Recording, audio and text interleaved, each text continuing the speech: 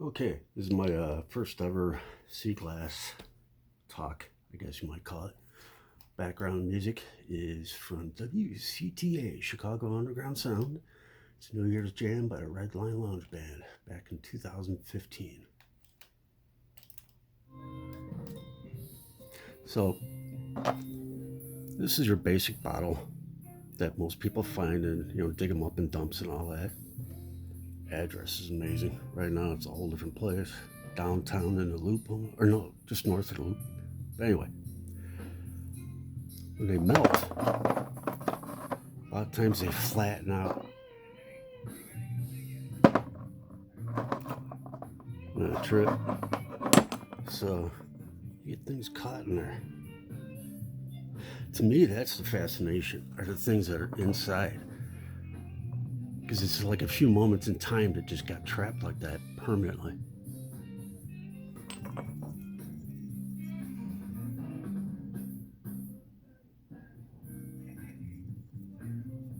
So, and from that, sometimes you get broken out chunks.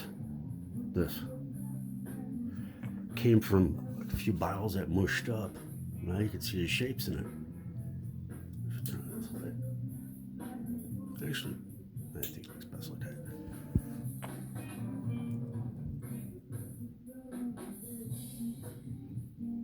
This one feels crisp, but the edges are smooth. I've gotten cut 4 times in the entire 5 years I've been doing it. It is mainly here, I'm reaching into a bucket full of these things and kind of leverage it around. Anyway, so that's that. Now, sometimes they also completely melt and flow.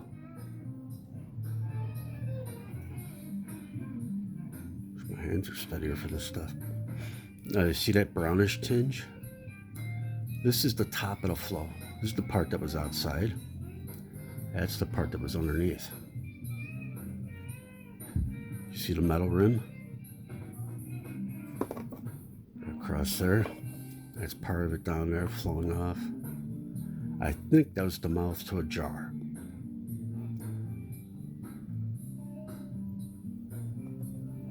See how pieces of it just fold up. And then at times, it goes completely to a flow. You see the cooling ridges on this.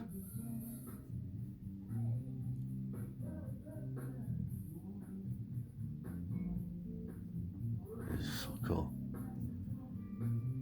That was the bottom side. That's the part.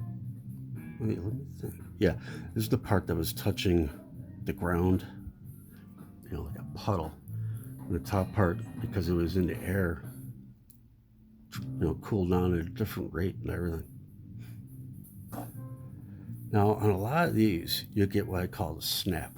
That edge right there, it's kind of tiny on this one. But if you look inside some of them, they're amazing. It's like a snow globe.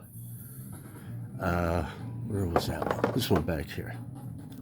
This big old blob. It was one a heart of a fire, you might say. I kind of call it, because there's a lot of different glass that gathered and solidified. But this area right across here, there were 2 pieces that snapped off. A lot of times they form a funnel shape, kind of going downward. So you can kind of see how that part would snap. It was like positioned that way. It would snap off. This one's got some of the biggest snaps I've ever seen.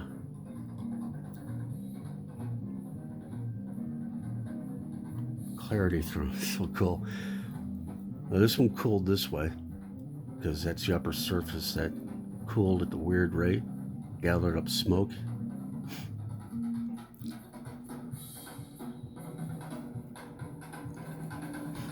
On drums, Dave Russell.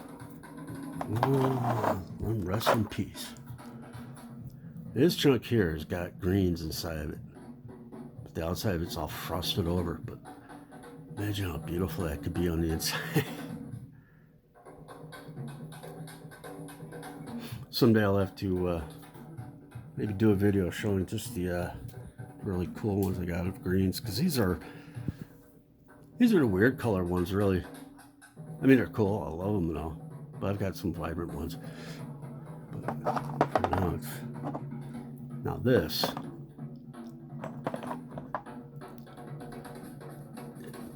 I have to say that's a bottle top with a stopper.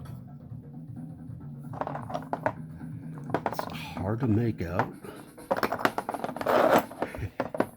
It's a fun thing about, well, that one I'm a little bit worried about damaging.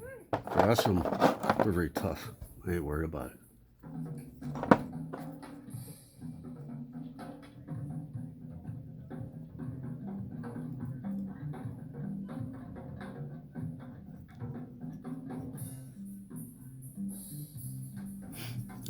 Let's see. This one I found early on is kind of interesting because of the, it's like it's got little feet.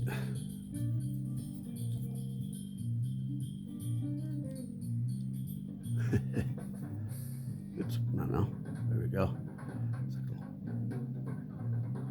It's fairly certain something hot set down on top and it started melting and these things just oozed out after a while into the surrounding area. I've found pieces like this that are totally scorched, like all the white bubbles. I call them scorches.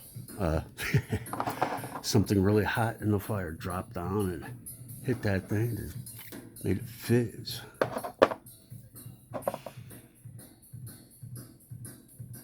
This chunk gets weird.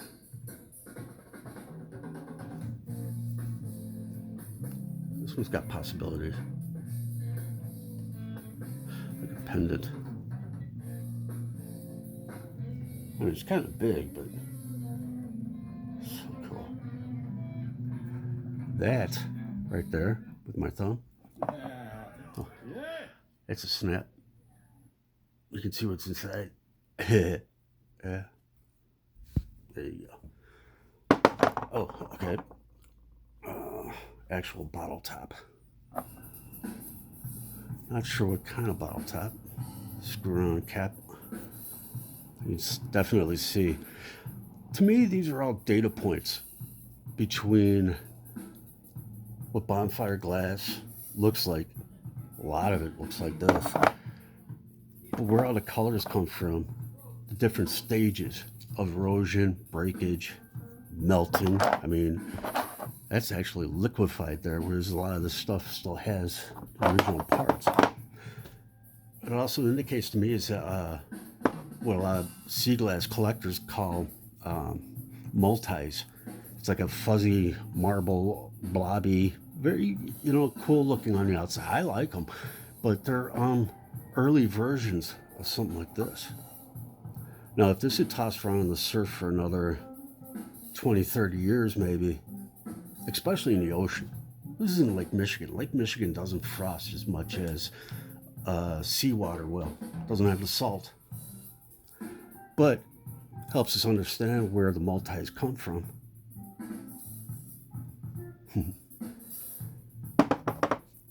All right, y'all have fun. There's Dave.